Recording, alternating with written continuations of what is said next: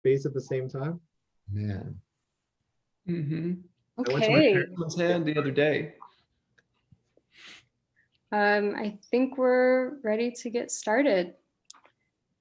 So, and we'll continue this discussion later on tonight.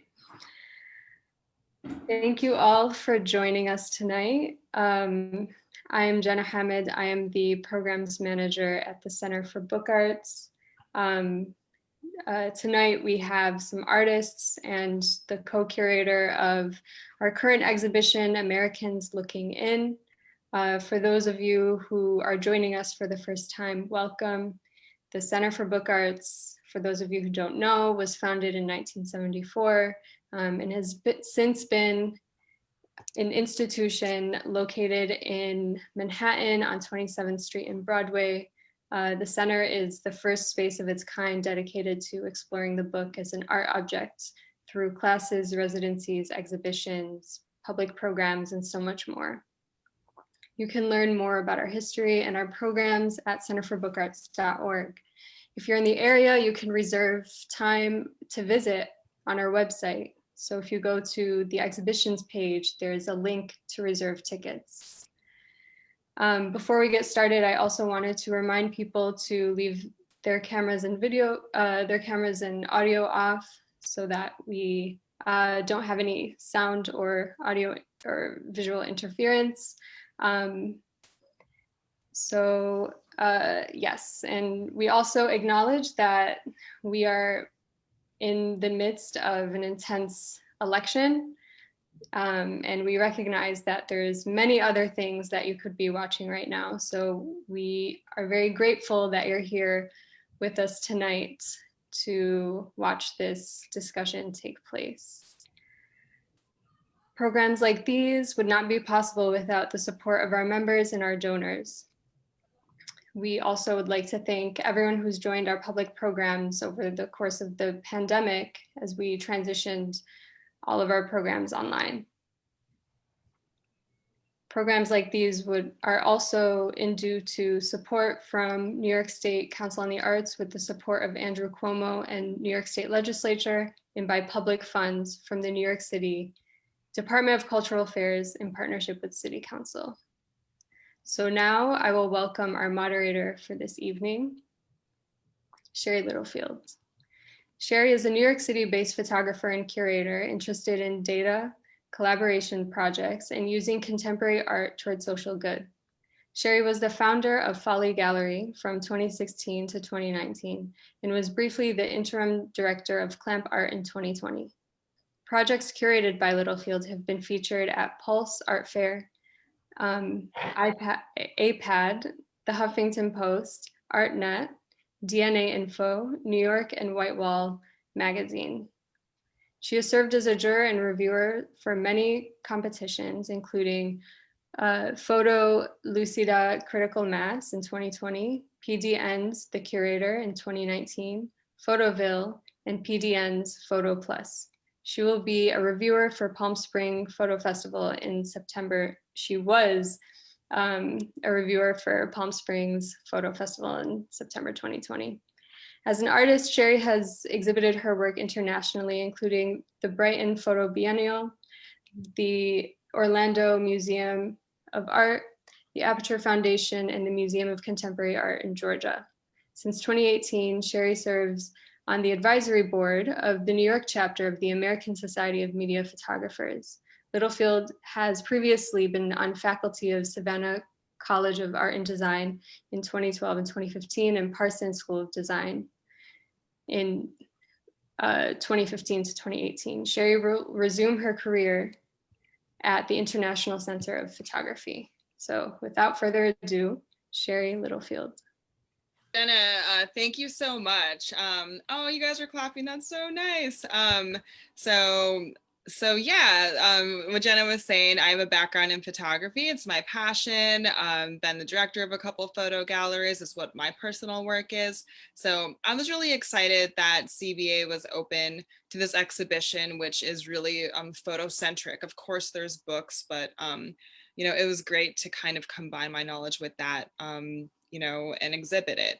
So I'm joined today with the co-curator of the exhibition, Emily Ahern, who I've known for a decade. If you want to say hello, I think Jenna covered it, but we're going to be going over a lot today. If you have any questions or specific questions for any of the panelists, myself or even Emily, feel free to just put them in the chat. We will go over it later if there's time, but we're happy to answer any questions. That being said, I'm just going to share my screen and we will get started here.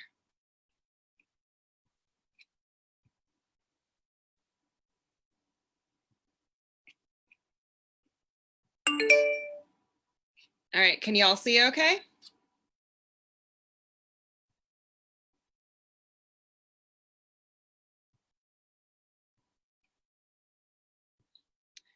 All right, so Americans Looking In, Book versus Exhibition.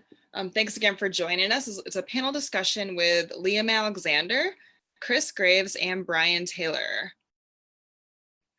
So I wanted to show this image that Brian Taylor made. It's beautiful. It's in the exhibition. It's titled The West Then and Now. I thought it was a great image. You guys really need to see it in person. This photo does not do it justice, but we're just going to be going over, what is the best path for artists. So the exhibition that Emily and I have been working on and researching for a couple years, it is loosely based off Robert Frank's The Americans. The Americans by Robert Frank was a highly influential book in post-war American photography. The photographs were notable for their distance view of both high and low strata of American society, and the book as a whole created a complicated portrait of the period, interpreted as skeptical of contemporary values and evocative of ubiquitous loneliness. So myself and Emily reflected on what it means to be an American. We both have multicultural backgrounds and we were raised in the United States. As we became adults, we experienced many moments of confusion and frustration. It has led us to wonder what this country has to do with personal identity.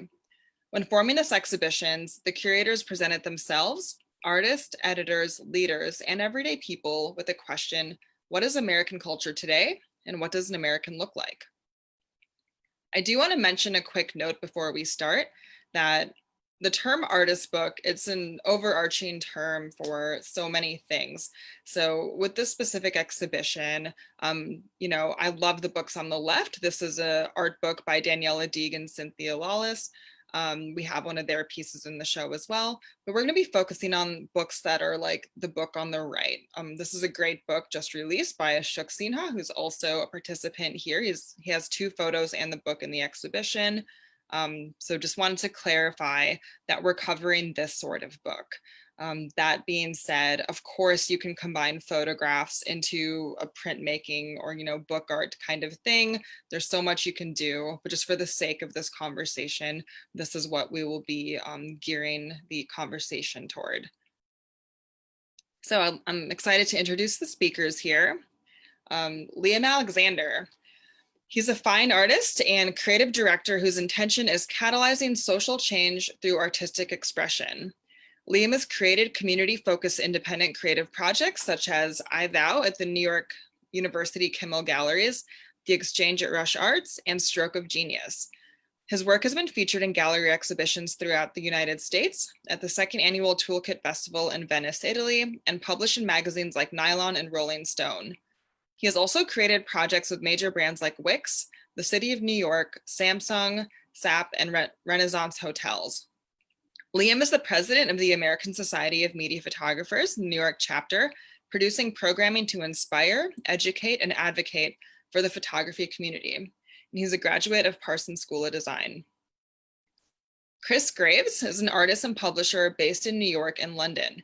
He received his BFA in visual arts from SUNY,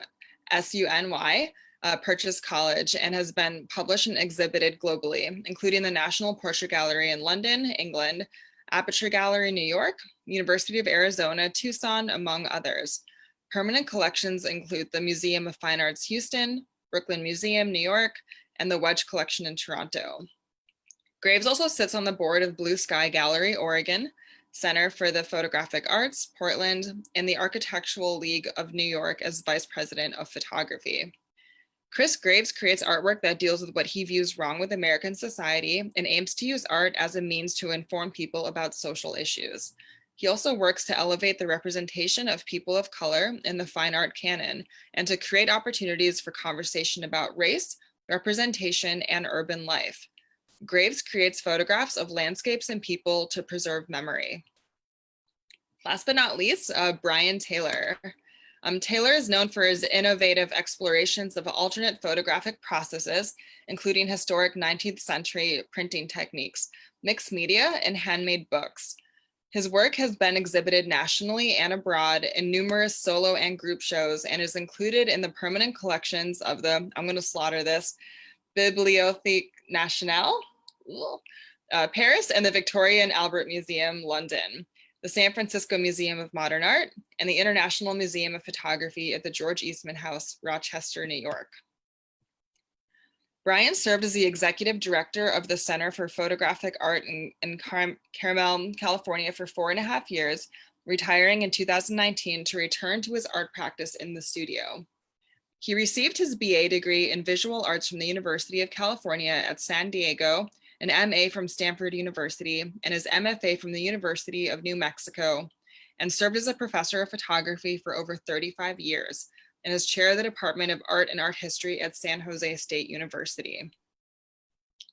So I do want to say something I love so much about the three of these speakers is that they are very knowledgeable, they're very different from one another, and they all have a shared vision of helping their community, the photo community and their just the community in general. So want to thank them all again for being here with us.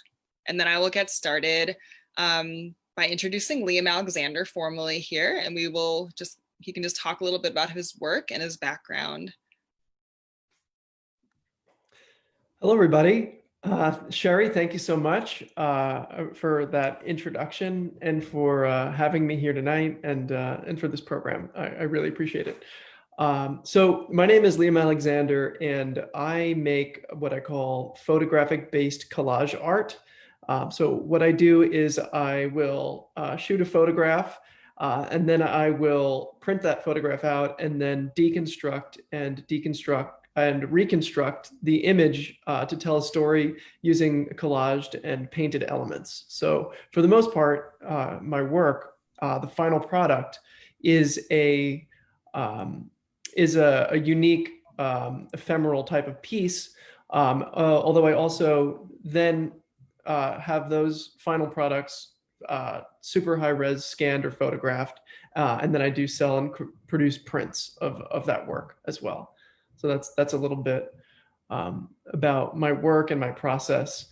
I'm also, as Sherri mentioned, the president of the American Society of Media Photographers New York chapter, and we're the largest the chapter of the largest trade association of photographers in America. I'm very proud to represent that community and also to give back and to serve that community in that capacity. I served for the fine art chair for many years, and I produced exhibits and portfolio reviews, and I'm always looking for how I can serve the community in that way.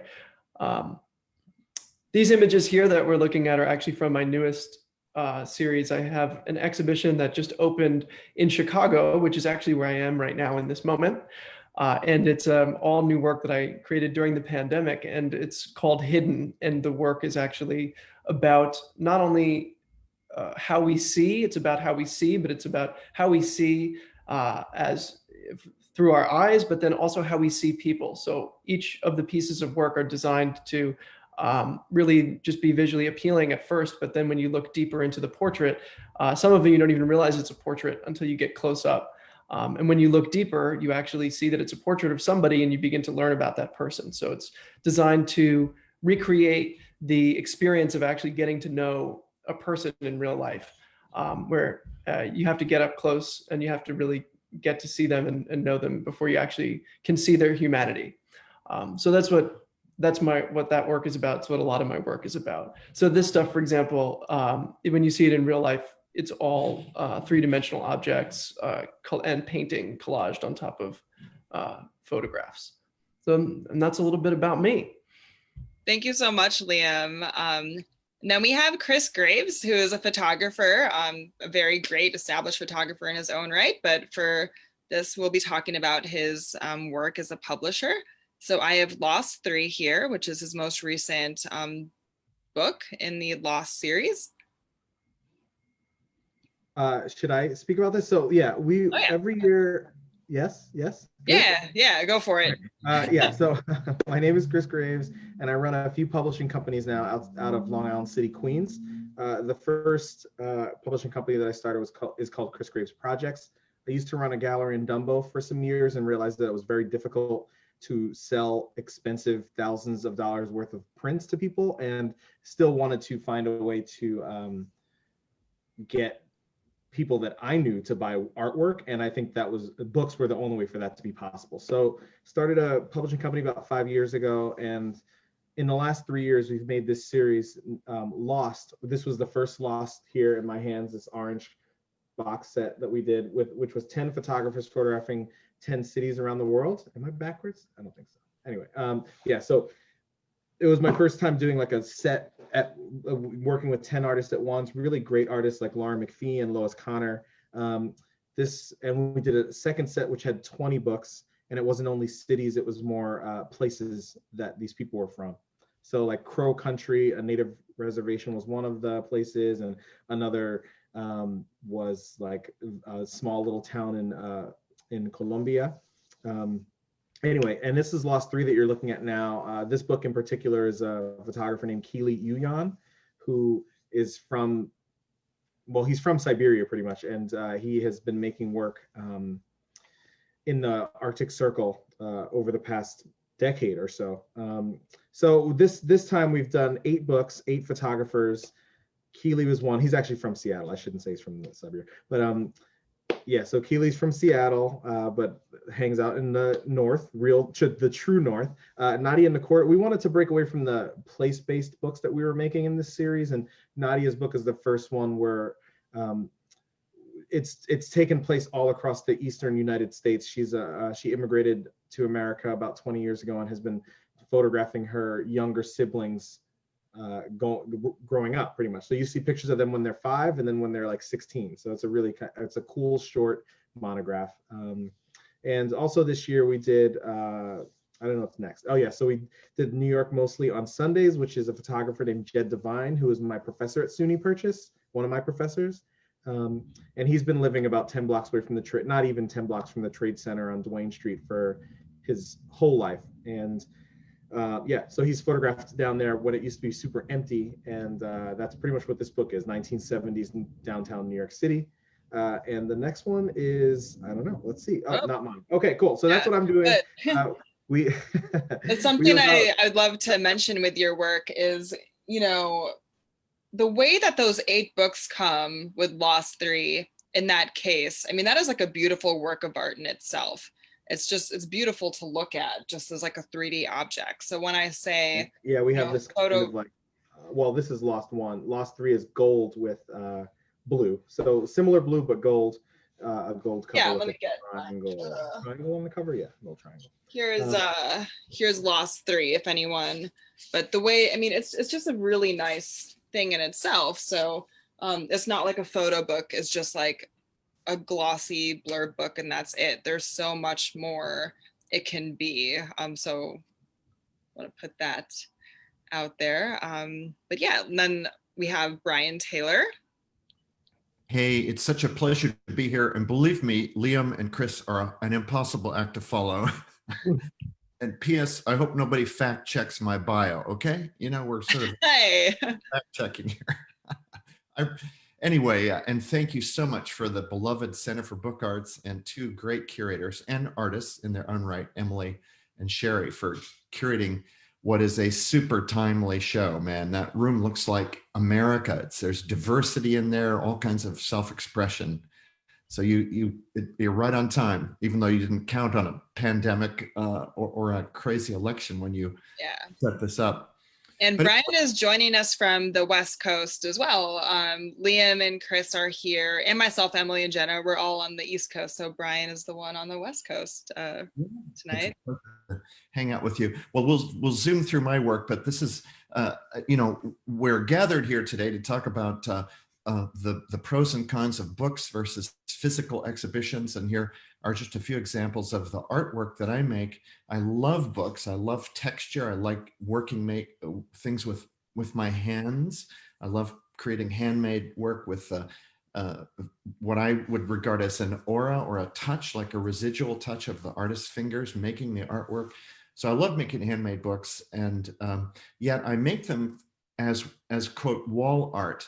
So I'm kind of straddling both of these worlds that we're talking about this evening, about making books. Of course, these are handmade books versus Kris's beautiful production, multiple edition copies.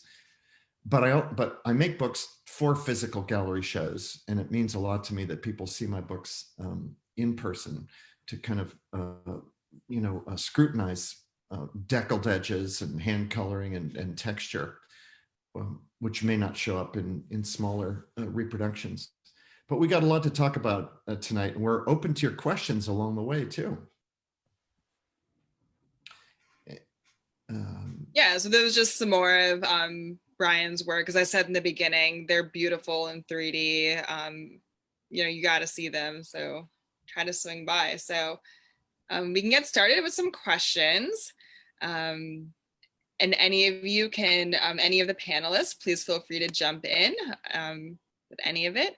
So which is more popular, desired, or prestigious, a book or an exhibition? Yeah.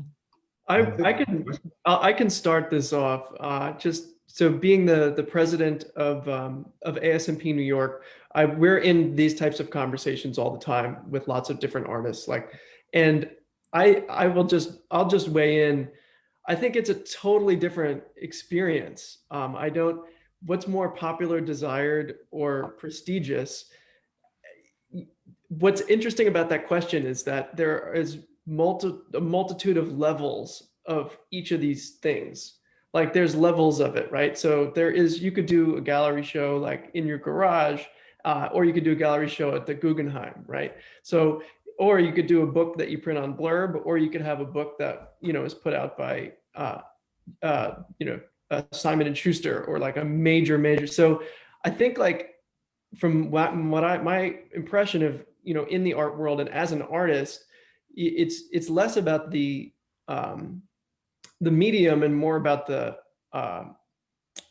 where and who the partners are in creating it, that gives what you're doing prestige. Good one. That's a nice answer. I like that. Thank you, Kris. I don't know. I guess I just don't know if having a show or having a book is prestigious in any way. To me, I think that, if you're showing, again, like Liam said, at some spaces it becomes prestigious to have a book with the biggest publishers in the world, or an exhibition at like Tate Modern or something that makes you prestigious in a way. But on my end, I don't care about prestige. I think that most artists are just making the work and hoping that we can show it somewhere. I think we're void of hope. I don't think that my work is good, and I don't think that, I'm sorry, that's a weird way to put that, but prestige is not part of the why we're making the work. So I would have to say no to that. But book versus exhibitions are hard to get because they require other people. Books are easier because you can do it yourself. Exhibitions by yourself are not, that's almost impossible. So I think that if you want to get something out into the world, I would say books can do that better for you, because you can pay like $10 a copy for something and give it to someone else, and then they have it. But an exhibition means that person would have to be in the city, care to show up. You have to get the exhibition.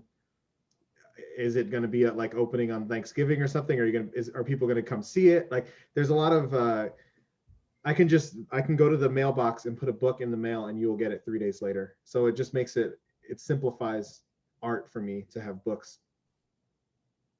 Good one. But I love both. Yeah, that's true. There are two different venues, two different formats, two different media. I just scribbled down what I thought were some of the pros and cons to books and exhibitions, and these are all kind of obvious, but I'll state the obvious here to start a conversation.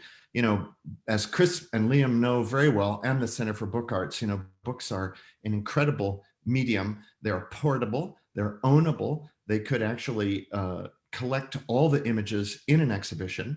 They're not time sensitive. You know, they don't come down in 30 days.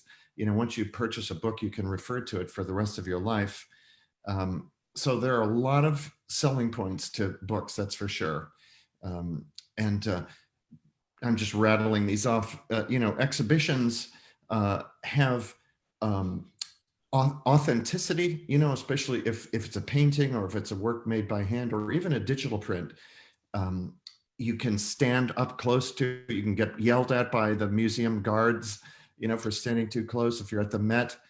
Well, now we know what kind of attendee you are. Oh, that's for sure. You know, as a teacher, I was always getting yelled at by guards because I loved to take a picture of the Robert Frank show, you know, at the San Francisco Museum, and I'd get yelled at. But it's fun to show those things to other people. So books have a lot of selling points. Kris and I were chatting before we started this evening that I had a chance to see one of his Lost 3 as an exhibition, you know, with 24-inch, huge, beautiful color prints framed on the wall, and also the collection of the book for sale at the docent's desk. So he and I and all his fans had a chance to see both worlds, the books and the images in an exhibition. And I got to give, you know, a little credit to the exhibition. I mean, it was super exciting to see scale. That might be one of the advantages of an exhibition. You know, books tend to homogenize a 3-foot image into the same size picture as a 10-inch image in a book. So it was really exciting to see Lost as a show, and Liam's work too, you know, would be super exciting to stand in front of, especially with his texture and 3-dimensionality. So exhibitions have their strengths, you know, some major drawbacks for exhibitions. They end in 30 days. So if there was a pandemic and the Center for Book Arts was closed, you didn't see the show. Also, you know, shipping, you know, you got to spend hundreds of dollars to create your work across the country. So there are pros and cons. Yeah, shipping, framing, the gallery split. These are all things that I often encourage people to think about with exhibitions. I received my MFA in 2012, and I know around that time it was like the end goal to get representation and to have like a solo exhibition. Like that was a goal that I feel is still really drilled into college students, as like what success looks like as an artist.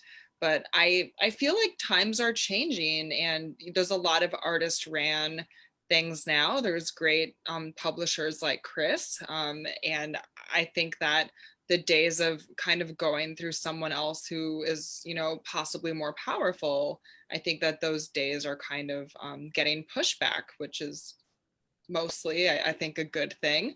But it's a good thing. What was that?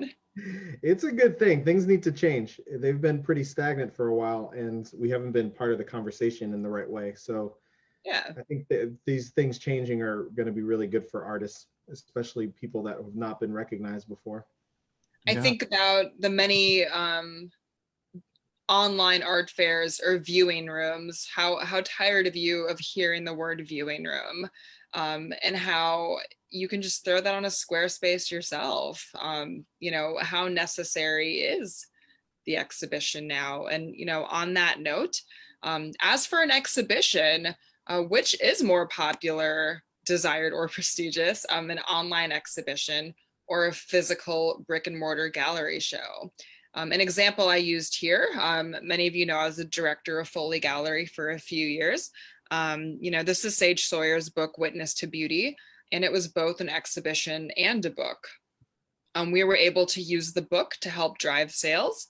We were able to share the book before the exhibition opened and give a preview. We were also able to show the book, which had, you know, 3 times as many images as the exhibition had, and it would actually give people more options if they were acquiring more than one print. The exhibition was equally as important, so people could see the artist intention on how she wanted it printed on the walls, the scale, things of that sort. So back to the question, what comments do the three of you have? Can you actually have an exhibition on the internet? I mean, it's just images on pages, right? I mean, it's like not, it's very difficult to pull that off, I would say, online. I mean, there's a few people that make three-dimensional spaces, and now there's like the Matterport camera that like real estate style, where you're walking into a room and pressing on dots on the floor to get close to things. But yeah, I don't think that online exhibitions are going to be they're just not, I don't think it's possible there for them to be as good as a physical, like a real gallery show. It's not, I would say it's not possible yet. I want to add something to that, and it also kind of come back a little bit to what you were saying before, Sherri, about how when people graduate from school, they have these like goals in mind, like solo exhibition and that type of thing. And I think that a solo exhibition is kind of like a marriage, right? And in a lot of ways, but in one particular way I'm going to talk about right now, which is that it's like people have a goal of being married, right? But being married just simply as a goal is not really what you want. Like, it's not like you just want to find any random person and just marry them and like, okay, I've done it. It's like what marriage represents, right? And marriage represents that you found someone you love, that you want to spend the rest of your life with, that you're building something for the future, right? And that's like what's so important, I think, when we talk about exhibiting and the types of exhibitions and where you exhibit and all that kind of stuff. It's less about the actuality of what the ticket item is or the checkbox is, and it's more about what does it actually represent. And I think that speaks a little bit, if I had an online exhibition at Gagosian, that's going to be a huge difference between if I just sort of put together my own online exhibition with my friends. So like, what does that actually represent? I agree. Yeah. And so I think that's the most, for me, that's like when I'm looking at opportunities or why I'm doing something or why I'm taking an opportunity, I'm saying like, what is my end goal? And like, where does this put me along that journey? And for a lot of people, especially right now in the pandemic, doing an online exhibition might be a really great move. Yeah. Agreed. I mean, there's no other choice right now, right? Like, not many. Well, I'm doing an in-person exhibition right now, and it's very, very scary. I'm like, and not scary in the sense like I'm actually frightened when I go outside, but it's scary in the sense that, just like you were saying, Brian, like there is so much investment that goes into an exhibition, and to put something up in the middle of the pandemic in brick and mortar, there's a bigger risk than beforehand. So it's for scary in that sense. Yeah. There's a couple of great questions that people have come up with. So a couple that I'll bring up here, is the increase in digital screen resolution a threat to physical art books? And that's from Nate Love. And then another comment. One question at a time. Can we do one question at a time? Oh, of course. Yeah. I would say that, the screen resolution doesn't matter. Instagram killed photography. So, and it doesn't mean that Instagram killed photography. It actually made it way more democratic, I think, because now we're seeing so much more work from around the world forcibly that we are becoming smarter at making photographs. I would hope that the people that are doing the research, artists that are doing research and seeing what's being put out there online, can then bring that back to their own practice and figure out something else for themselves without stepping on anybody's toes. Maybe that's how Instagram is great for artists. But then there's also the like negatives, because there's too many photographs in the world. No one buys photographs anymore. Prints are very hard to sell. It's a plus and minus. So digital screen resolution, probably not. I mean, not yet. I think that when we can put a headset on, but it's in regular glasses, and you can walk three-dimensionally into a space without having to change, like wear a huge headset or look at your phone to do it, that's when it will change. But right now, I don't think it will change, or I don't think that it will threaten art books. I don't think that it'll threaten something like Brian, like your work. there's no digital can't, unless it's something really extraordinary someone's doing digitally, but digital cannot hold a candle to the experience of being with like what you create in real life. Those big books. And you too, with your collage hand touched artwork. And it's interesting, we've been talking about exhibitions and we've sort of defined them as bricks and mortar. And we started the conversation that way, but now, the obvious, gorilla in the room is the internet, and that's another medium that isn't a book in which you can exhibit photographs. And, if one's wish is to get their work out there, then when you post things on the internet, people from around the world can view your work, So talk about a giant increase in audience potential. Yeah. And I know that we're speaking to a group tonight, who's the question on their mind is, what's best for a career, books or exhibitions? And the internet is probably pretty damn good for your career too. Yeah. It's definitely, that is where the money is. I mean, that's how I find money. I don't find money in shows. I mean, it's a cost money to do the shows. Yeah. I mean, you think about like how, sorry, I know that I'm just kind of, I don't want to take over this, but thinking about how much it costs to, like, if I make 40, 50 prints and I would do it for inexpensive, it's still going to cost me some thousands of dollars to figure out the framing, how to ship it. So I'm looking at $4,000 to make 4 40/50s on my end, right? They're going to look nice, but that's a lot of money to come out of pocket to not know if you're going to get it back, right? So do that. You get, let's say you sold one print, which is, great, but still you're going to get $2,000 or $3,000 out of the 5 or 6 that you paid.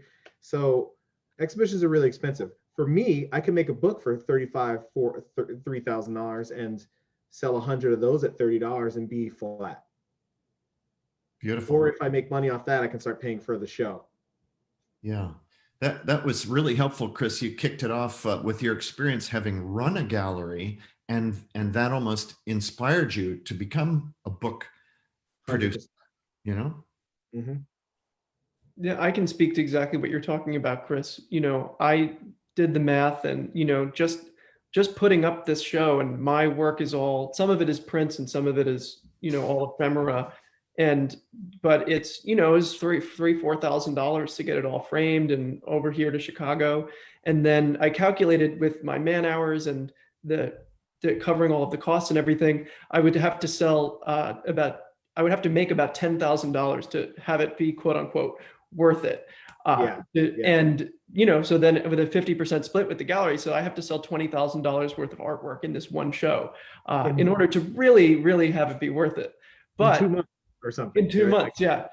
However, I do want to add on the caveat to that is that there is a tremendous intangible value and not immediate value to an exhibit and to creating work and to having it framed and there, so for me, I don't look at it as like, if I don't sell $20,000 worth of work right now, I'm in trouble. Because, for example, I had an inquiry on a $4,000 piece that I made in 2014 that's just sitting somewhere framed. So you don't really, it's almost like I look at exhibitions myself in 2 ways. One is it's an advertisement for me. And 2, it's also I'm preparing and creating work for the future. I'm preparing products for sale for the future. And also it's an opportunity to gain new clients, new customers, new people to buy my work that have never seen my work or experienced it before in their lives, because they just walk in off the street to some place. And if it's a great gallery, then they have connections that they're introducing you to. So those are like the intangible values of the gallery exhibition. It's invaluable. I mean, all that stuff is invaluable. I mean, to be an artist only on a computer screen is really not the way I'd want to do it. So on that note, we have a message from Stephen Longmire. Kris' comment prompts a question. What about e-photo books? Also disappointing by comparison, but so much more affordable to produce. If the unspoken subject here is access to the space of exhibition for ordinary mortals, why hasn't the e-photo book arrived? E-photo books are just PDFs, right? I would assume as much. I mean, I think that nobody cares about PDFs. PDFs sound like work to me. It's not like fun to look at PDF. I mean, sometimes it is when you're like looking at brand new stuff through a PDF, but truly, I just want to see a bunch of JPEGs if you're going to send me work. I don't want to see the PDF unless I know that on the back. Sorry, let me back up. As a as a publisher, I'd rather see just raw footage, JPEGs, that so I can go through and like, figure it out myself without seeing what you think is the best. Your project as you think it works is not the project as it's going to work. It's never is, because we need more eyes on it. Not just my eyes, but like many more eyes on this project. So the PDF becomes a little bit more difficult for me in that sense, but ePhoto books are not PDFs. Then I don't know what ePhoto books are. I'm sorry that I conflated those two things. I don't know what an ePhoto book is. Speaking of PDFs, this is a little bit off topic, but a couple of years ago, I ran into on Etsy this amazing business model for selling art that I tried to implement, but I don't think I put enough power behind it. But people on Etsy, they sell digital files of their art that you can just print out. So instead of me selling a print for $100 or $200, I just sell you the file for $10. So, and they're unlimited and they're not signed or numbered or anything. And you're literally just selling the permission for someone to print it on their computer, which I thought was a phenomenal business model. I really thought about going hard on it, but I didn't Why take not? It makes you Getty. I mean, if you had thousands of things to put Yeah. on there, maybe you start making little bits of income, like it's not it. I always think that these pieces are like, if they're pieces, they make a little bit of income and you can keep moving, right? If that's going to make me $200 a month to do something like that, then yeah, that's food, like anyway. I think that all sorts of money in the art world that we have been too ashamed to use are really important to get now. I mean, we're being, anyway, photographers get passed by other artists all the time. And I think that it's like, we have to make our money. We can't just follow the rules of the art world. Yeah. Like on a rant. I'm going to mute myself, okay? No, it's fine. It does seem like I may have a misunderstanding of an ePhoto book. From my understanding, we are talking about something entirely digital. So another person that something Daryl Ann Saunders has mentioned here is ePhoto books as a sellable item, like MagCloud Blurb. Those are physical items, though. And if not, they're just PDFs on a screen, truly. Yeah. Are they referring to when you basically build the photo book online and then somebody orders it and it's print on demand? Is that what you're referring to? Print on demand books? If anyone would like to clarify in the chat, because that is an interesting thing, and I do apologize that I'm not familiar with ePhoto books, but maybe it's because no one knows what an ePhoto book is why it's not popular, is all I'm thinking. Yeah, that in itself is an interesting statement, but we will continue on with the questions. Because I'd love to know about this, because I make photo books. Yeah, of course. It could be coming up to get you, Kris. Yeah, you're in trouble, Kris. Like sometimes you just have to be on that new thing until it pops off, This is what the kids are doing, Kris. You got to get with it. Man. I'm gonna get on Snapchat. Snapchat still? Anyway, it doesn't matter. So I think we covered this question a bit, but a question by Ashok Sinha that was in the chat, who also could listen to you forever, apparently, Kris, is how can a photo book turn into an exhibition? I've straight up emailed. I think I've done it twice where I just emailed. Long nights where I'm just up. I usually stay up really late and I'm just doing research and seeing galleries and institutions that are at schools. And I emailed the University of Tucson or University of Arizona, Tucson, and just said, I'd love to have a show with you. I love the work that you've been putting together there. They had a huge space, like 2,000 square feet. And I was like, I'm just going to email them and see if they want to show the work. So I was like, I emailed at 2 a.m. and with one image in the email and just text, like, I would love to show with you. I think that you make some great shows out there. Next day, they emailed back and said, like, we want to put you in the calendar. We'll figure it out. And then by 2 weeks later, I had a show. It didn't pay me any money. I went through a lot of, I had to pay for everything, but then I made it inexpensive and had a big show with a huge video installation that I would never be able to have anywhere in New York. And it was just, that was cool. I did it again where oh, sorry. I forgot to mention that between the time that I had that show, I sent them one of my books so that they could look at it like what it would look like on the wall, like in printed form, to make the decision. And another book that I made, I did it with Bryn Mawr College, which had just a library that they had shows in. I sent that curator the books for the series that I made, and they wanted to have the show. And I ended up making, over 15 grand off of print sales. They made a second edition of the book that we produced because it was sold out. Like, they hooked me up. They really did. Something you've And said that was based off just like sending a book to somebody. A book that I paid $2,000 for got me at least 15 grand in return. What you've mentioned here, it's so important. And I mention it in my professional practices courses that I teach, is that you reached out with intention. You told them why you're reaching out, that you like what they're doing, and you kept it simple. You said you shared one image, and then you followed up with something a little bit more intimate, a book that they had to hold. So I think that it's a very valuable lesson to everyone here to not send institutions, dealers, agencies a PDF of 20 images and just give them a taste, like just to get that conversation going. So I just want to point out that that's a really great way that you built that relationship. Anyway. Yeah, I try to trick people a little bit. I think it's good to try to, like, people, I've noticed, like, loving music, when people tell me that something's good, I refuse to listen to it in a way, just because I'm like selfish, or like, I don't know what it is, like arrogant, or I don't know what it is, but like a lot of people feel like that. So like, they want to feel like they built that relationship a little bit. They want to feel like they are found you. So if you let them feel that way, then, it helps. Yeah.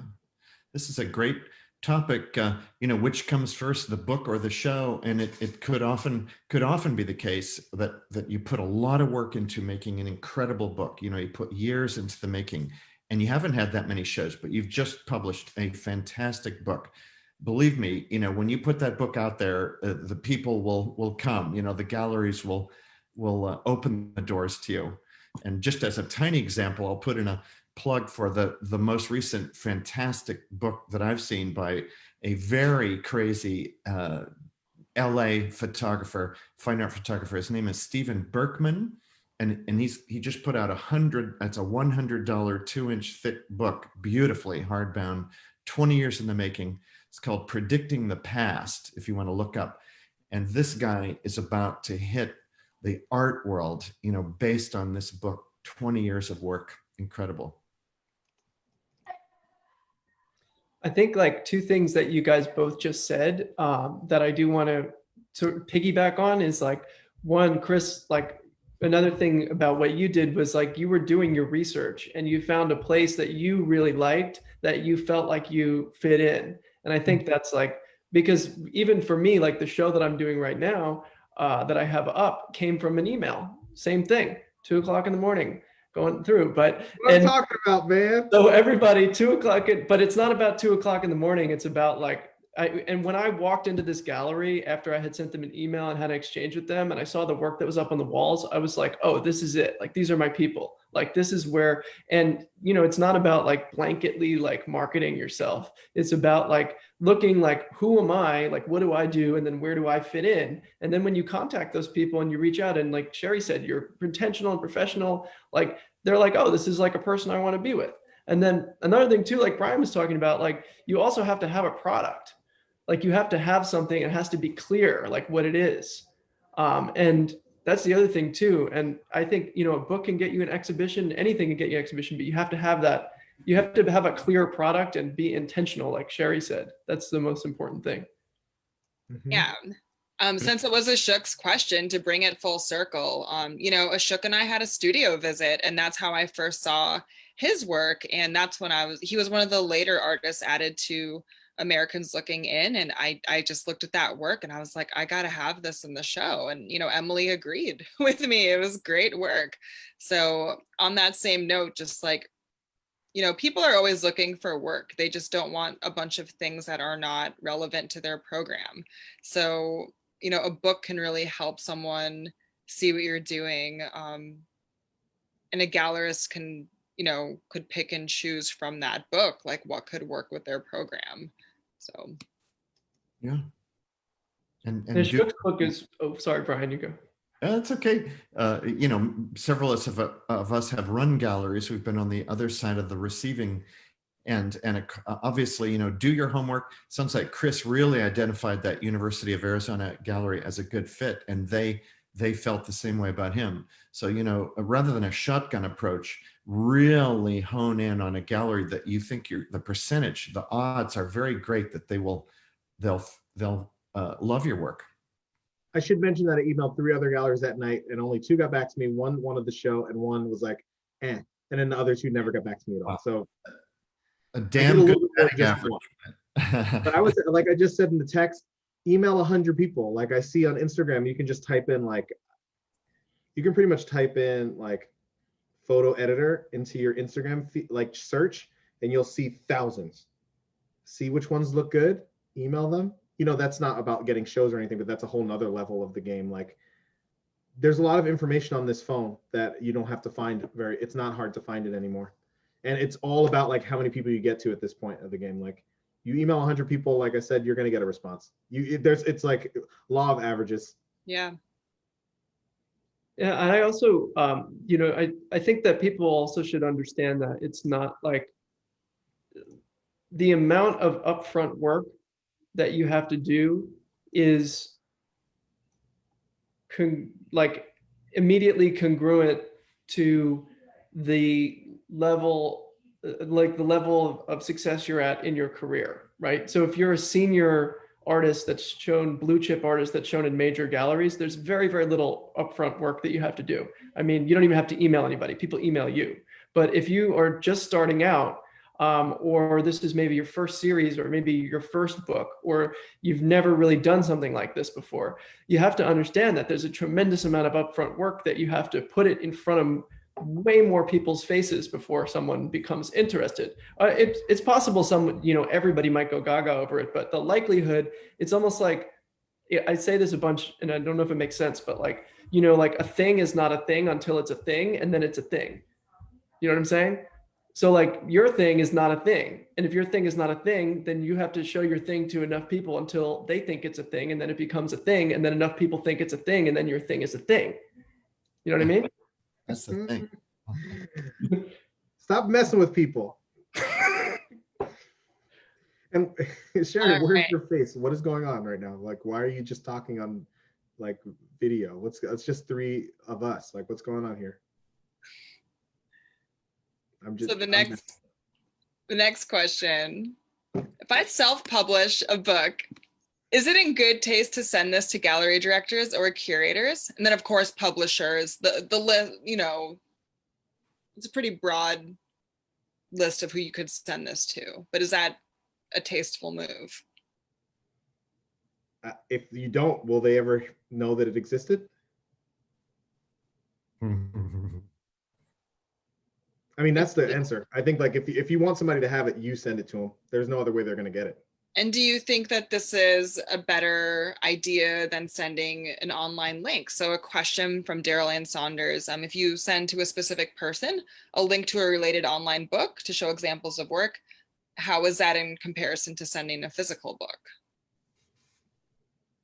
I keep answering these questions first, and I'm sorry about that. But what do you want from the person you're sending it to is the question.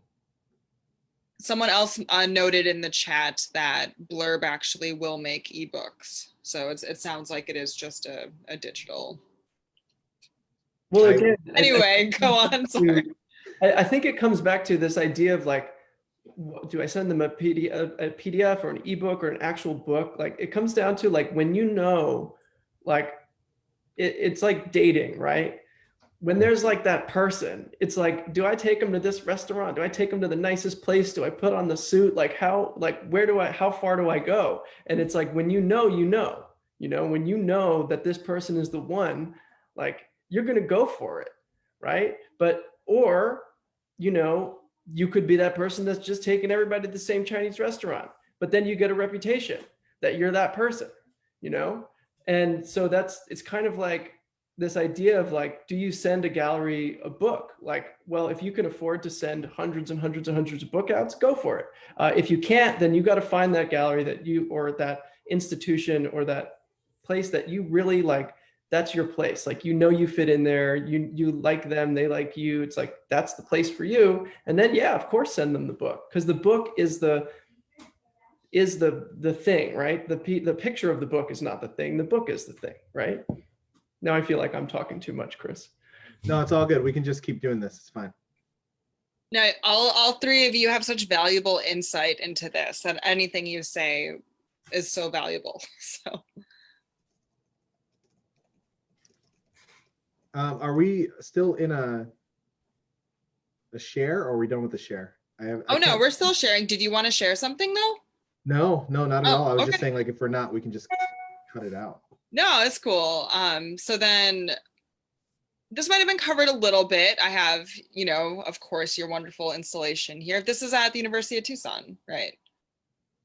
Yeah, I don't even see the share. I'm gonna have to get back to that. Yes, that is it. So I had this show because it was a huge space. I saw that it was enormous, and I wanted that space to put an 80 print grid on the wall, like all 1620s. So, but the only way I could do it was I didn't have any money. So I printed it on like what I call enchanted matte paper, which is like Epson enhanced matte, super cheap, but has a good black point and no glare, because the lights always glare on my pieces when they're in a big grid. So I wanted no glare. So I printed out those pieces. They taped them directly to the wall, as I usually do for grids like this. And at the end of the show, they rip them up, take a picture of the ripped pile of prints in the gallery space, and send that to me. And that's like, I know that they got rid of them, or I guess I know, but they were on the wall for a month, so they were crap anyway. But the other ones were just 30 by 40 inch prints in Nielsen white metal frames that cost like $50. They're mounted to foam, so they ship for cheap because they're really light. And they can also be destroyed very easily when they get home, if I need to. So in what scenario may a book be better than an exhibition? I know we covered this a bit. A book better than the exhibition? We covered the pros of an exhibition a bit, but in what scenario may a book be better? Distance. I mean, you can only reach person in that city if you're having an exhibition. I mean, I can ship a book to Paris, and then that person in Paris knows what my work looks like. Yeah. So I think all the images. Yeah. All the images. Yeah, that's true. I mean, usually in the gallery, you can't put 36 images or 40 images on the wall, right? I mean, Brian, with the books, how big are those books when you have them in space? Well, they are maybe 2 feet wide. The one that's in the center right now is the book's maybe a little more than 2 feet wide, maybe 16 inches tall, and then it's framed in a shadow box bigger than that, which in my case really annoys bibliophiles. Because there's plexiglass in front of it, so you can't turn the pages. And I've been accused of entombing books, so they really are wall art for sure. Gotcha. I didn't know that you couldn't. I guess you can't let people touch your like handmade books. It's just not a good look. In my newer work, I'm going to just let it literally all hang out. Book artists, fear a torn edge, or they fear the 4-year-old, who comes into the gallery unleashed. But if you're into texture and handmade stuff, I am hereby now open to somebody ripping one of my pages a little bit. And I think as long as I can move closer to Anselm Kiefer, if that happens, then I'm really happy to move closer to Anselm Kiefer. I'm with you, Brian. I've been thinking about, in the last show that I did, I had 2 pieces that like they had stuff that came out too far, and I didn't frame.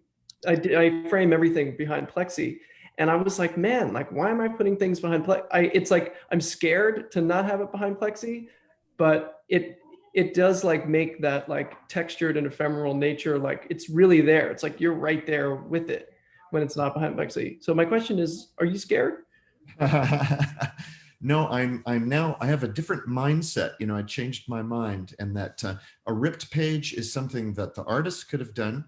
And I kind of like, I like signs of touch.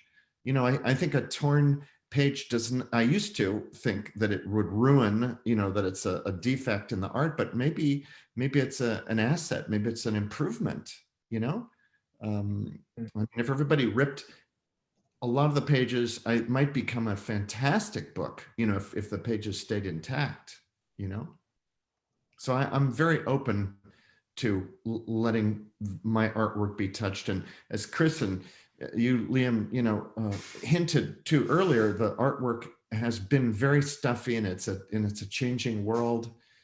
And it's possible. And Liam, you made a fun comment about young people. Something we should really consider is a changing audience. Younger people. Kris, you talked about your phone. Everything's on, there's so much info on the phone. In my early years, there were no phones, and so it's a whole new generation. It could very well be that we're now dealing with an upcoming generation that is used to seeing things on screens. It's not a secondhand experience, which it would be in my traditional mind. Mm-hmm. There's so many ways to do it. I mean, there's so many different aspects to this.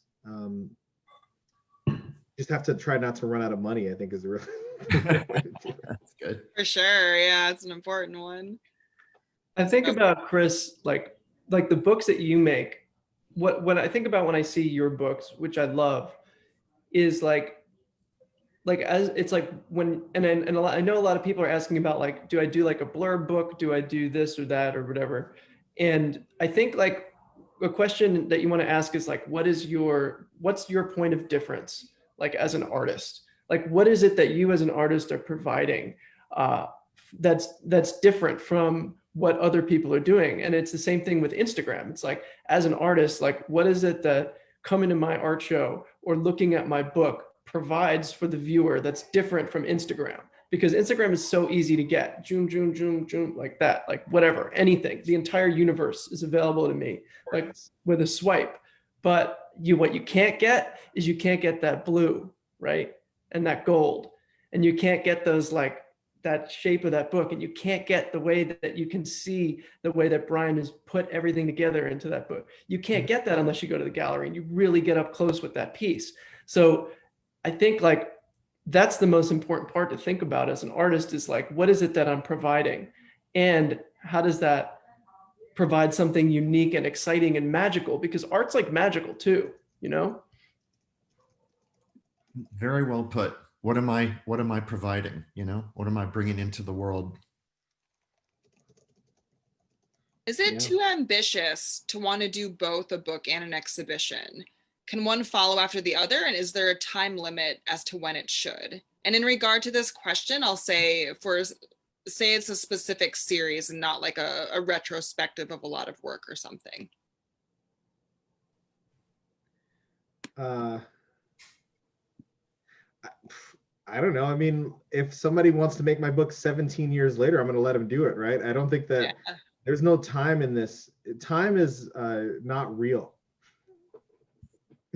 Like time is not real. I don't consider it linear. So it's just, you make things as they come. If somebody wants to do something with you that, I'm sure that like Stephen Shore has made books now that from images he made 35 years ago and had no problem with that, as well as he's had a book come out before an actual exhibition of new works as well. So you can work in both ways. It just depends on where you are, what you're making. And that, I mean, the best thing is just continue to make photographs. And I think that's the real game. Just continue to make the work, and books will come if you want them. If you want to do it yourself, you will. If you want somebody else to do it, you do the research to find somebody else to do it. I know somebody who's been working on a project for 35 years that is looking for a book to be made, or I don't know. I think time is not real.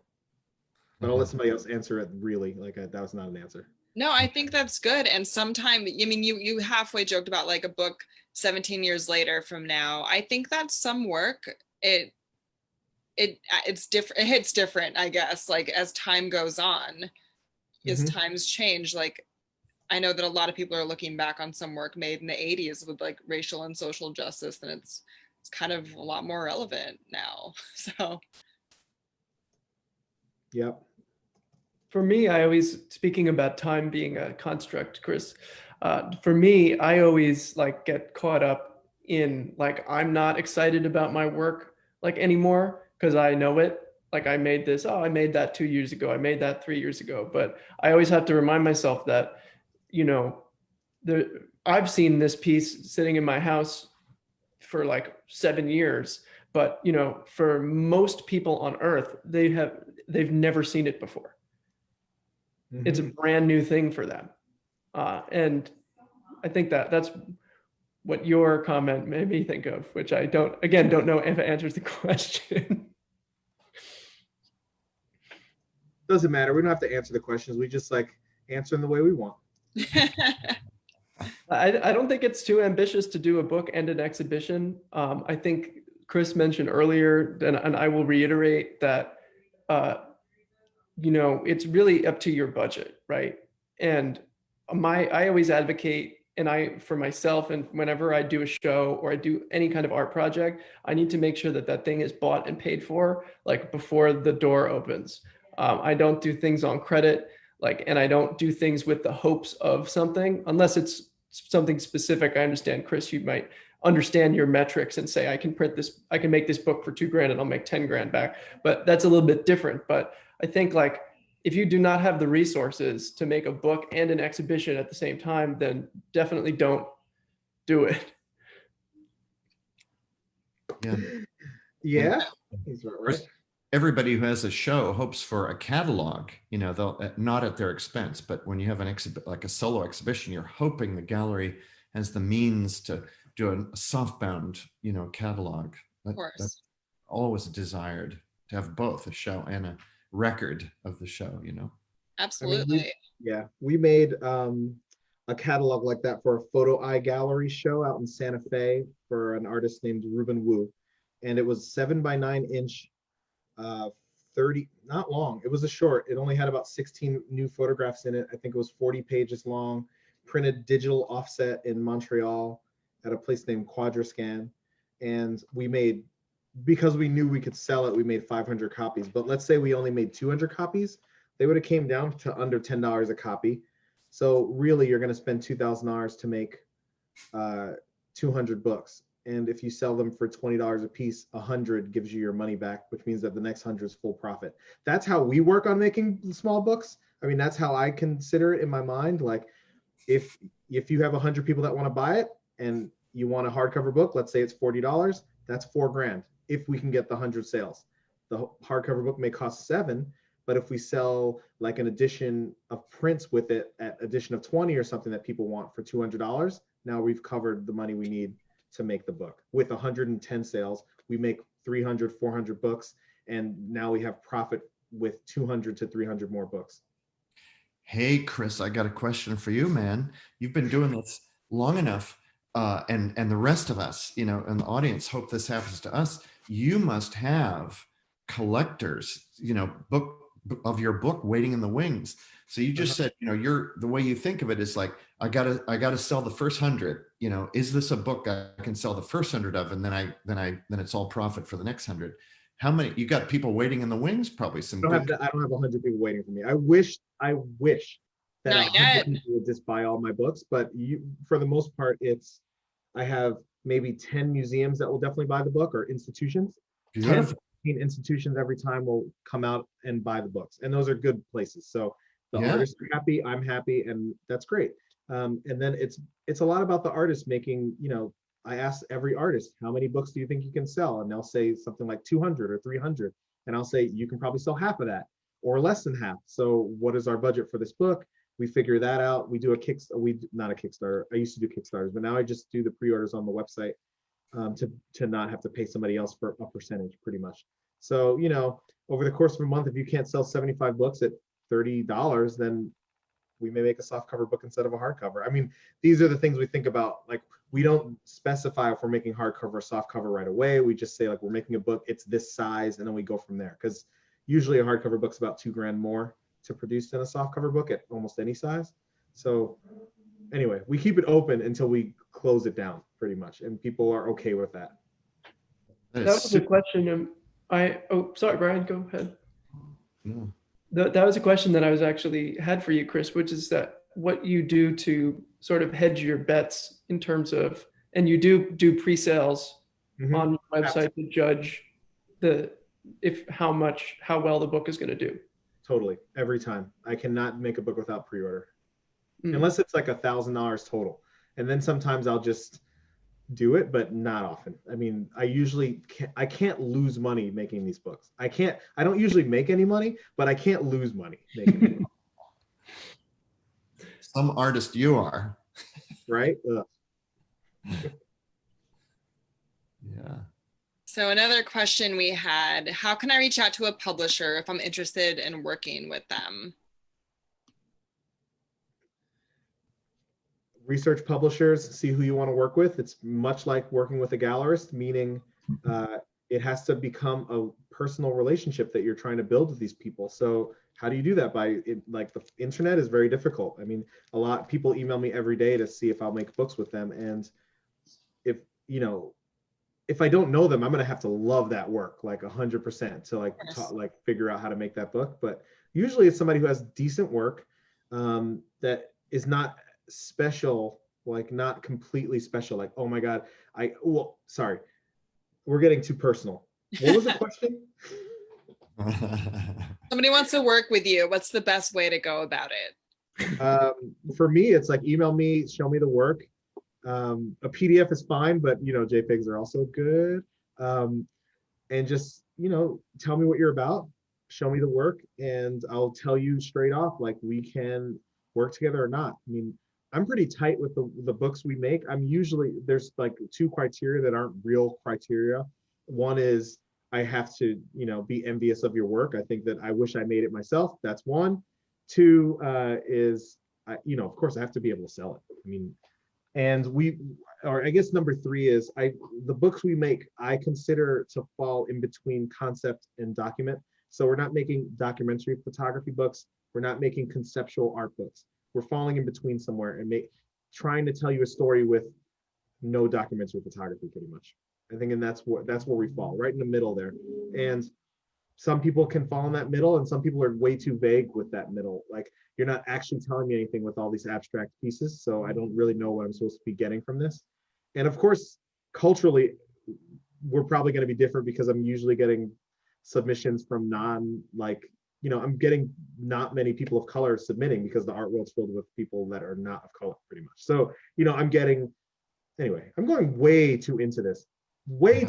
Please, somebody else answer this question. I would answer the question the same way I answered reaching out to galleries. And I know it's hard in a pandemic, but if there's any way that you can meet people in person, it changes things dramatically. Because just meeting people on an email or on, sending folks like a direct message or something on Instagram, it's like you are just one of a trillion people doing the same thing. But if there's a way to meet people in real life, that's always changes things, because then you have a face to the name. Yeah, this could be another selling point for an actual physical exhibition. Can we all remember the good old days? It seems like 3 years ago when you actually walked into a crowded gallery. I mean, that's networking right there. I mean, a lot gets done in emails and things, but boy, there's nothing like having your work in a group show, hanging on the wall, and having a fan, come up to you. I've never experienced this, but it sounds like a fantastic opportunity for good things to happen, standing in front of actual work of yours. Absolutely. So before we open up the Q&A or look through the chat a little bit, Kris, I know you've tackled a lot of those questions. Thank you so much for doing that. Here's an install shot if anyone has not seen it yet. I also want to mention in a couple of weeks, if you guys have had a good time with this programming, we have one more event, which will be led by Emily. It's going to be a artist Q&A and virtual potluck. And we're going to have some artists join us and talk about the work. And we're also going to send out some of their favorite recipes. So I have I'm half Filipino chicken adobo recipe we're going to share with everyone. Emily, I believe, is going to share a French recipe. She's half French. We have a lot of really great things. Ashok, who is here, is also going to be part of it, and he shared a recipe as well. So that's going to be a really fun event right before Thanksgiving, if you celebrate that. So something good to be part of. So all that being said, I'm happy to open it up a bit to the audience for a Q&A. Let me just open up that chat.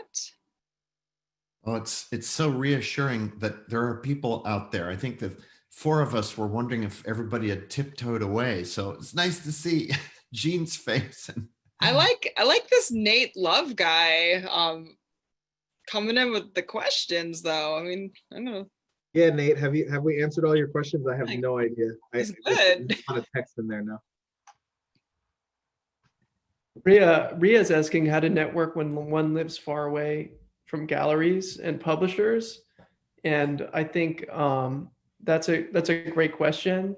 And the first question that I would ask is like, why do you want to network with those galleries that are far away from you? That's my first question, and I don't mean that as like a challenge, but as a question, because I think a lot of times if we're, like, why are you going so far away from your own community? Like, and perhaps you said, look, I've had 10 shows here in no galleries where you live. Okay, great. So a way to network is connecting online, but also I really think that you also have to go to the place that you want to exhibit in, and you have to see it. When I just got this show here in Chicago, and I started about 3 or 4 months before I actually was thinking about showing here. And I started researching galleries, researching the art scene, researching that, and then emailing people like Kris had said. But then I came out here and I visited, because you can email people and you can chat with people, but until you actually walk in to the gallery and you don't know what that is. You don't know what the place looks like. You don't really know what the real deal vibe is. And I also give the same advice for folks that live in the same towns as, especially if you're in New York and you're trying to approach galleries, you have to go and visit the gallery, because you may like their work. You may think that you belong there, but then you might show up and be like, wow, this place and these people are nothing like what I expected. And this is actually not the place for me. It's imperative to do that, especially, and you get to take a trip, and it's a business expense. You can write that off on your taxes too.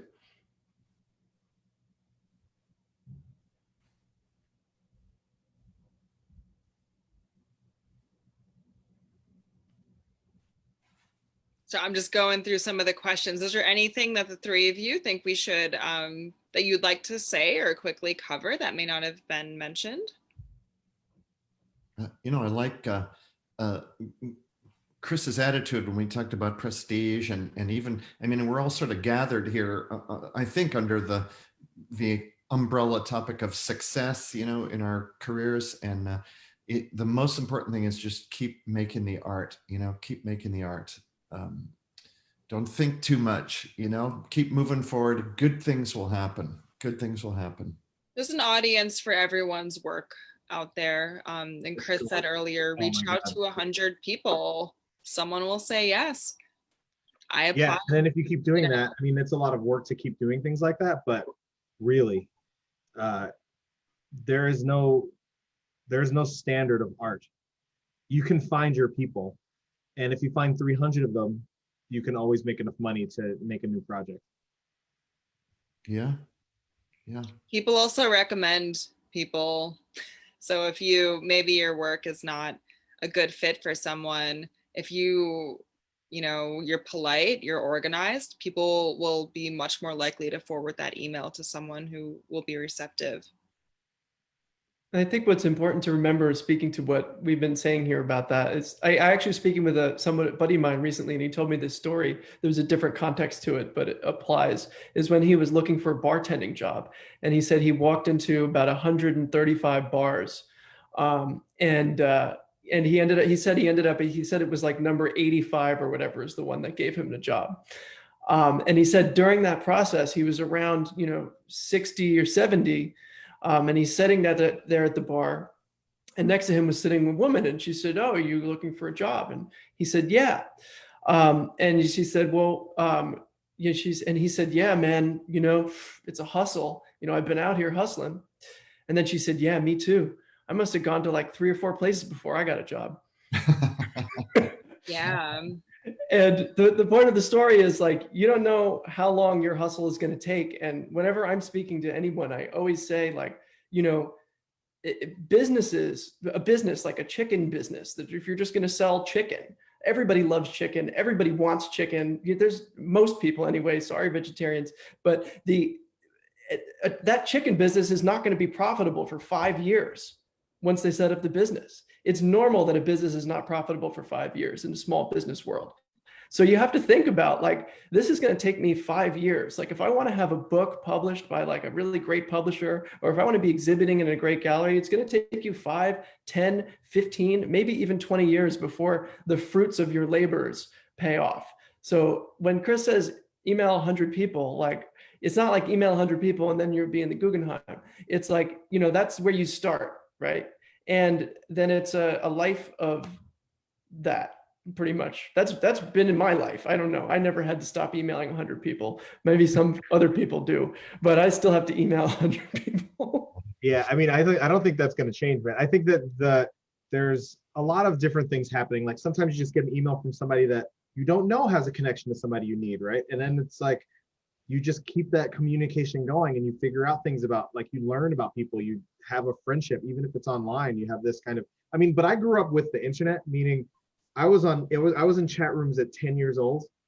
So I just talk to people in a different way. Like, I'm good at the computer. I can talk to people on the computer maybe better than I can talk to people in real life. So it makes it easier for me to kind of deal in that way. Like, I know that I give little bits of information. I try to bring intrigue to the conversation instead of like giving too much information.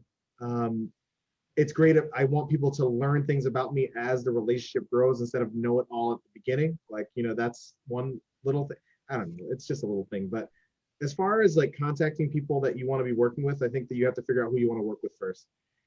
Publishers ask for money. That's what it is. This game costs a lot of money, and most publishers, the people you've heard of, ask you for money, right? Like, there's no 90% of the companies that you bought photo books from ask you for 30 grand, 20 grand to make a project happen. So are you ready for that? If you get somebody that actually wants to make your book, are you ready to give them 20 grand to put it in bookstores or to have it distributed and all that? I said to myself, no, I'm just going to do it myself, because I don't think that's not worth it to me. I don't want to exist in a Barnes and Noble where no one sees it for 10 years. Like, that's not interesting to my art piece, my art world. So, you just have to figure out what you want. These days is a little different. What is distribution when there are no bookstores? What does that mean? Like, who are they selling these books to if there's 10 bookstores in New York City? Like, it's not. Anyway, I digress.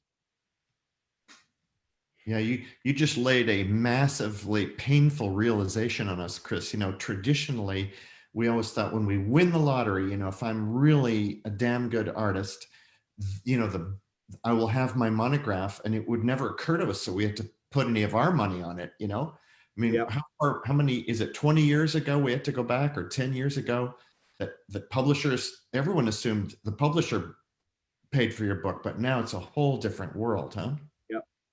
Yep. Yeah, and it's real. I mean, I understand it. Like, if people, I don't ask anybody for money for my books. I don't do that, but I understand why people do it. I mean, like, it costs a lot of money to make these books. I mean, Yeah. We're making a book right now that's going to cost 10 grand euro, and I have to find that. We made 3 grand, and the book costs 10. Where am I getting 7? Like, I don't want to ask the artist for money, but there's not enough sales to warrant the 10. It's just like and that's my mind all the time. And I have 5 books that are not made yet. We've already made about 16 this year, which is dumb, as a one human being that doesn't have a staff to make 20 something books a year. But I can't stop myself. Hopefully I can next year make only 8 to 10 books. But that's in my mind all the time. I mean, this publishing for me is a total lifestyle. I'm always thinking about people's projects, how to make it best, where to make the book, like what press is going to do it right. So that's all publishers. It's not just me. Most publishers then have to deal with a big staff, and that is a whole nother game that I don't even want to get into. Like, Well, Kris, should people, if people are making a book, let's say with a small publisher like yourself, or excuse me, or a medium, I don't medium want to be a size. big publisher. I want to keep it like low key, like bubble. Yeah. Just keep bubbling. I don't want to like, no, I don't want any popularity or fame. I just want to keep making these books, and that's it. But what should people expect in terms of, like, even if they're self-publishing, like, Brian, you alluded to this, like, I feel like especially in the arts community, there's this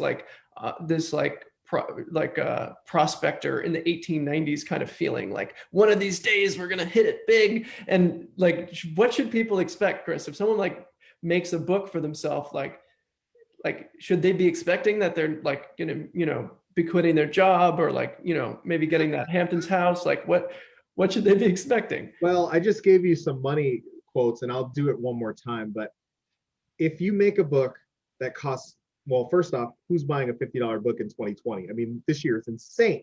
Like, how are you selling anything this year? Is like, I've been lucky to be able to sell any books. But let's say your book costs $50. That means automatically you've limited 80% of the people that want it, 90% of the people that want it, right? Like $50 is too expensive these days for a book. Let's say your book is $30. That's more likely. Like if you're doing 28 to 32, 34 bucks, that's where I put a book these days. Sometimes 34 if it really requires more money than more, but I try to make the books around $30 US so people can actually afford them. So at $30, it's going to cost me, I can make a book for $3,000. It's not going to pay for the shipping, but I'll just take that loss, like a shipping from Spain, where I make most of the books. So let's say it's $3,500 to make a book, 350 copies of a book. That's $10 a copy. We have to sell 150 of those to make enough money to make the book, right? If we sell some with prints, we can lower that to 100 book sales, which means that we now have about 200 to 220 books, because some will be damaged. 10% go to the artists, so some are gone. We keep 10 for press. I keep 10 for the archives. So we have 200-ish books to sell at a profit margin of, let's say, $20 to $24. So let's say it's $20. 20 times the 200 we have left is $4,000. Can you quit your job? So for me, it's like, if I can do 10 of those a year, maybe I can start to pay for myself to exist. But I still have day jobs. I mean, I can't do this. Like, I can't make books without my day jobs. And being paid as a photographer is so much more lucrative than being paid as a publisher. It's like not even close. I can charge $2,000 a day. So I don't get many jobs. Don't get me wrong. I wish I got like a lot of jobs like that, but with the little amount of work that I physically have to do in this life, I feel very blessed that I've been able to survive. So with making your own book, I say the same thing, like, make your own book, but you have to make more work. I think most photographers have been thinking about their work for years and years and years, and that's a problem. The internet wants your work faster. To get like some fame, you need that work faster, which means either you have a bunch in the past that you can keep posting and showing people that you have these selections of works. Like Brian, I'm sure you have like this. I'm sure you have 40 things to show people, but most people have been working on 4 projects or 2 projects for like a decade. And it just does not work these days. I just don't think it works. So if you want to be out there, I need a new project from you at least every 2 years. Let's do it like albums, right? 18 months. Give me 18 months and a new record. That's what I want. Yeah, I started making smaller work because I was making very, very big work, and it might take me like a month or maybe more to make one piece. And I started making smaller work now, and then some of them I make in a day, because just exactly what you're saying, like, that's not the world we live in anymore. Especially with COVID, nobody's buying a $6,000 gigantic thing from me out of my basement. That's not what's happening right now. So yeah, I've started making smaller works, much more work, putting it out into the world, sharing it with people. So I do want to be or go ahead. Oh no, I'm just saying, and keeping it going. Like, you've made those small pieces, maybe some have sold, maybe some are, you know, it doesn't matter, but you can continue to make that work. But you're also an artist, like you two are artists in a way that I am more photographic based. And I think that those are very different things also. I think that the way you guys are making work is one of a kind, and it should be considered that. And I think that the problem with photography is it's not one of a kind, and we have to make series in the first place. Why do we need to do that? Just want to make a great photograph that exists and then make another great photograph that exists. Why do I have to make 12, 15, 30 of it? Doesn't, I think this is like a grad school thing that I don't like. Like, it's just like, well, I don't need a series of this. Like, let's make one good piece and you look at that and consider that a piece of art without me having to make 20 of them.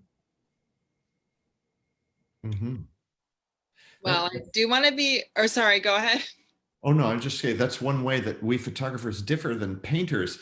Somehow painters have the courage to give up their one baby. Now they charge more for their baby than we do, you know, with our editions of 30 or 40. But I mean, that's such courage that a painters can give up that one and only piece. That's amazing. We should do that too. I think we should do some edition of one. Like, why not make a 50 by 60 inch print edition of one, sell it for $7-8 grand, see if it works. Yeah. And, you know, to follow up on that thought too, Kris and Liam, I admire painters for having the courage to let go of their one baby, you know, their one hard work baby with brushstrokes, you know, that's one of a kind. Why do they do it? How can they do it? They have courage that they can do it again. Yeah. You know, they can give this up, you know, which is so sad. I mean, photographers don't think this way because we have a negative, so to speak, or a digital image. We can make another one, you know, but imagine a mindset where you have to give up your creation, but you have the faith that you can do it again, you know. Maybe we need some of that. Mm-hmm. Yeah, and especially in nowadays in the world of Instagram, images have the least value, I think, than they've ever had now, except for some outliers that then become the exceptions to the rule. And it's incumbent upon us as artists to find a way to become that exception. And I think that's part of the pursuit of being an artist to begin with. Good one. So I do want to be mindful of the time. It is 8:06. Again, just want to thank everyone for coming out and for your many awesome, very relevant questions. Thank you. Thank you to, you know, Jenna and Karina with Center for Book Arts. Thank you for Emily for being here. Definitely come to the event in a couple of weeks. But mostly thank you, Kris, Brian, and Liam as well. I don't want to keep you guys any longer. I don't want anyone to feel pressured to stay longer, but how about happy to stay. Sorry, go ahead. You're leading this. I'm sorry. Go ahead. No, I'm personally happy to stay if you guys want to answer more, but we can also end it. Whatever. If anybody has a question now, get on video and ask it in person. No more text. If you have a question, come on the screen and ask your question. And if not, that's it. We caught a glimpse of your scotch there, Brother Kris, and I think you've inspired us to This one's good. It hits. Oh, beautiful. Believe me, man, if we don't need a drink today or yesterday, I don't know when we're going to drink, man. Today is a good day for drinking. I feel way more positive today than yesterday. Way more. A miracle, man. Is that it's not over yet? That's it. Every day I try to drink. I love this. Perfect. So yeah, questions? Oh, and somebody's unmuted themselves. Just an echo. I think it's Jean Hess. No, don't do like that.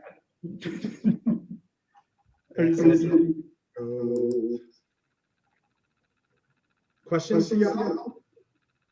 No. Daryl, you're okay. No, I was going to ask questions. There's a funny echo now. Oh, there we go. The echo. I figured it out. Okay, thanks. It's funny, being off video is kind of like wearing the masks, like you get to be hidden a lot of the time lately. I guess I was curious, it was a question I asked to everyone, because I'm very interested right now regarding book process, making a book. And I just wondered if those of you who have either created a book or maybe had a catalog done of your work, if you could elaborate a little bit on the process of like the designer versus, doing it yourself, hiring someone, and I asked Kris about this also, the expense of hiring someone or paying for it or calling in a favor and how that worked out. I know sometimes when people have exhibits with a catalog that sometimes the gallery creates it, but sometimes they don't. And sometimes you have a good solo show and you want to create it yourself. So I just wondered from that standpoint also, catalog, book, if what your experiences have been of anyone here that has had a book created or a catalog created and been involved in the process. Hey, Daryl, good to see you. I will, I'll just add that I believe this goes into just what you personally can afford based on your lifestyle and also where your wheelhouse is. I really, really highly recommend that if something that you need to do or want to do is not in your wheelhouse, you find someone to support you.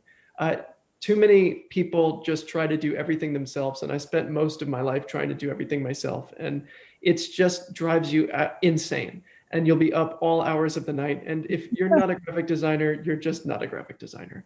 And if you really want the best quality product, you just take a look at what you can afford to do and you bring somebody on to support you. And there's people in your network that will support you, like out of the love too. If what you're doing is, for a great cause, or if what you're doing is awesome, you just have to ask them.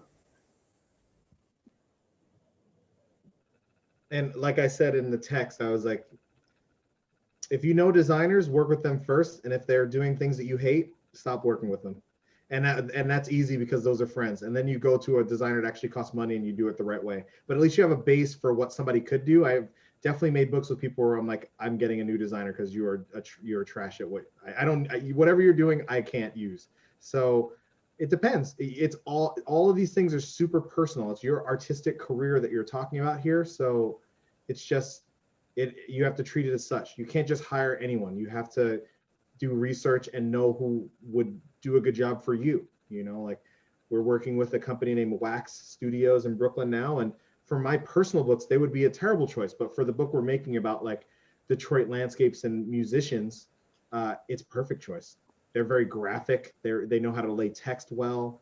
But for me, it would be like, I don't need those things. I'm image based more than I don't need the text based. Like, so you can look for a text designer or one that works with photo books. I don't know. I work with a dude named Caleb Kane Marcus, who runs a studio named Luminosity Lab in New York City. He makes a lot of Damiani's books, for better or worse. And I shouldn't say things like that, but he's always good. He is good at his game, right? Like, I love being politically incorrect sometimes. It's great. Yeah, I have no love for, anyway, sorry. I won't go. But make a note of the name you just mentioned, Luminosity something? Luminosity Lab is the name of his company, and he does some good work for me. But he may do terrible work for you. Who knows? I think he'll do great work for anyone, but it depends on what you want. So that's what I would think about with a designer. Also, it costs money, right? You cannot get somebody to work on your book for less than $1,000. So do you have that? And do you have enough money to make the book after you paid them? So for me, it's like, if we don't do pre-orders, we would not be able to make anything. I had the experience of working with a friend. They're very talented. They went in such a different direction that it was overwhelming. I didn't know how to say, no, stop.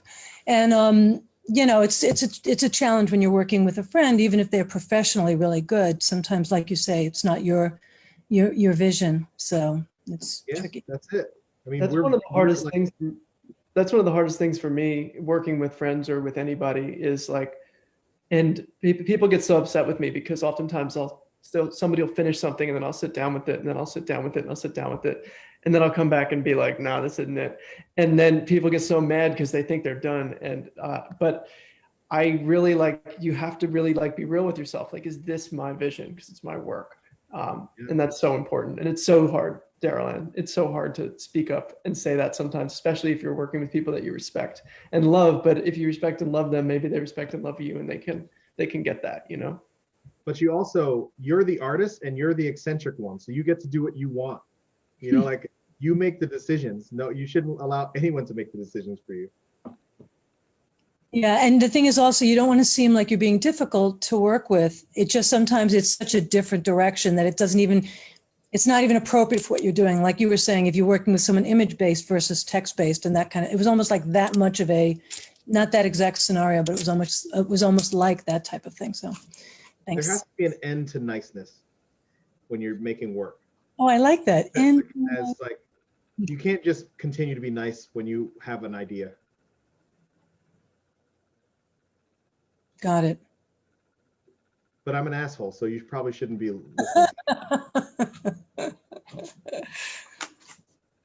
But the caveat to that, Kris, is that whatever you create better be fucking amazing.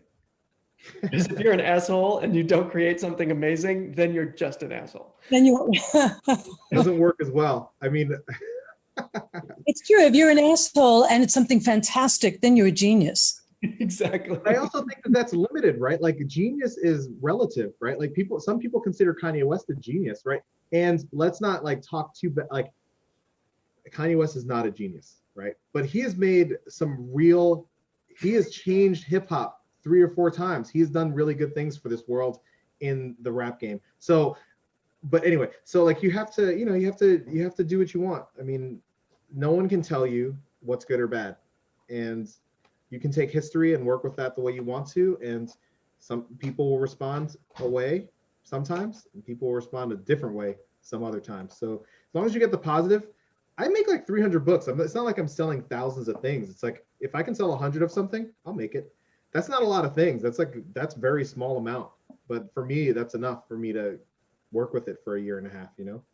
So it's a different mentality than like Aperture, who probably needs to sell 300 or 400 books to make even, and then it has to sell out of the 2,000 editions so that they don't lose money for their staff, right? So, but for me, it's just a totally different game. I make books solely to sell them to 20 museums. And also 100 books. I mean, if someone has an extended family, there you go. So family will stop buying your book after number 1. well, yeah. Or you sell it all at once. You sell them a package and you say like, you have to give me $100 once and I'll make 4 books over the next 5 years. And then that's how you do it. But that's the only way family's going to get back at you. I swear. The family plan. The real family plan. Thank you. $4 out of your account every month for the next 6 years. Now that's pressure. They'll forget. It's like paying for Apple or Amazon's Prime or something like that, you know? That's what the new game is in photography. You need we need like a art Prime. No, because we'll get crushed, man, and then Art Prime will just get all of our money. No, we have to make it ourselves. I think that that's something that you have to do as individual artists on your own website, like intake the money and just set up your recurring payments for $20 a month, and then people can support you how they, you know, at $20 a month, $10 a month, and they get an 8x10 print or a 1620 print and some books, you know, like whatever you make that year. That's the future of like sustaining artistic, like art in America, because Canada has it right. Like they pay some of the artists. Not a lot of artists get the money, but US, you can't get any money. There's no money here for us. Not much. So another sort of related question, and I don't mean to hog this up, but so when you think about curation and you think about exhibition versus book, so, you know, people curate exhibitions, and I don't know if people think about the fact that you have to sort of curate a book as well. And I just wondered, do you think that the artist is generally the best person to handle that? Or is it better to go to someone else, just as you would have someone else curate a show? Regarding a book, like curating the book, meaning editing the material for the book and that sort of thing. Somebody else. Yeah, 2 different jobs. bookend exhibition, somebody else curate you. Exhibitions are for sales, right? Like, I guess that's not true. If you're showing at a nonprofit space, an exhibition is not for sale in the same way. But if you're in a commercial gallery, the exhibition is for sale. So it's going to be a different edit. Brian, what do you think? Yeah, you're so right. And if it's a commercial gallery, there must be sales.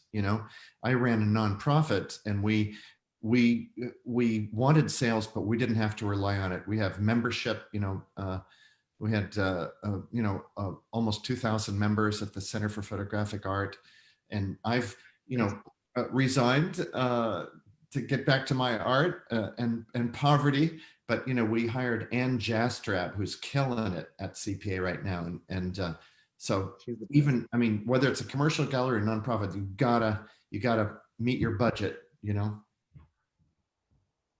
I would definitely spend no money on having a show at a nonprofit gallery. I'd use frames that I already had. I would mount them to foam. I'd ship them for cheap, and that's what I would show at a nonprofit. And if I was in a actual this is worth $8,000 and you should be able to sell this type of gallery, I would send them great huge wood things that cost me a fortune. Now let's tell the backstory here. We had a beautiful show of Lost, right, at the Center for Photographic Art, and I doubt that it cost you anything more than shipping one way, maybe. Oh, I didn't ship that shit. I think every artist can do their own work. I curated the show, and I was like, artists, if you want to be involved, you have to ship your stuff. So I framed about 2 or 3 people's works for that, just because they were out of the country or very pregnant at the time. 2 of them were very pregnant. So yeah, they did all that work. I didn't have to do anything, which is, I would never do that. I would never get 20 pieces. I would never frame 20 things for 20 photographers. That's not create them. Never happening. Sherri, you ran a couple of prestigious galleries, and you had to have. Yeah. Or what was that? Sorry. And you had to have sales, didn't you? Yeah. It's good. Yeah. Well. Now we're way over. Yes, I was gonna say it is now 8:21. So thank you again for your questions. I am going to officially end it now, but we are happy to continue the conversation about the work in the show. Please join us November 19th. Head over to the Center for Book Arts website to see more of that. We're going to be joined by Ashok Sinha, Elizabeth Brady Robinson, Tammy Wen, and then it's going to be moderated by Emily Ahern, who is here. So thank you all again so much. Hope to see you again soon. Thanks again, Kris, Liam, and Brian. Your insight is so important. Peace, y'all. Thanks so much for staying here for 2 hours and just listening to all that shit. No, it wasn't shit. It was very informative, I assure you. Thank you, Kris. Well, thank you, Sherri and Emily. Oh, and you know what the deal is here. You know what it is, baby. Let's oh man. Make this a good night. We'll settle for his vice president, brother. Hell yeah. See you Kris, again. I just saw that video. It came up in my feed where he makes the shot and then he turns around and he walks out the door and he goes, "That's what I do." That's what I do. Yeah, I love that shit, man. It's great. Oh man, good times. Yeah. You're gonna make me cry. Stop showing me that shirt. I know it's never gonna happen again. So sad. Thank you all. We'll meet again. Peace, y'all. We will. Bye, everybody. Have a great night.